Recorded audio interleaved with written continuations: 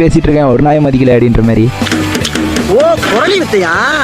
இந்த மாதிரி காரம் வந்து டீமன்ஸ் கூட சேர்ந்துட்டான் அப்படின்னு சொல்லிட்டு இருக்கும்போது அப்போ வந்து கிங் என்ன சொல்லுவான் சைட்டாமா கிட்ட வந்து இந்த மாதிரி ஹீரோ ஹண்டர்னு ஒருத்தர் சுற்றிட்டு இருக்கான் ஊருக்குள்ளே எல்லா ஹீரோ பிடிச்சி அடிச்சுன்னு தாசம் பண்ணிட்டு இருக்கானா அவனை போய் நீ ஒரு 2 தட்டிட்டு வந்தா என்ன அப்படின்னு சொல்லிட்டு ஹீரோ கிட்ட கேட்க, யாரோ 10 பேர் அடிச்சு டான் ஆனவன் இல்லடா நான் அடிச்ச 10 பேரும் டானுங்க தான்.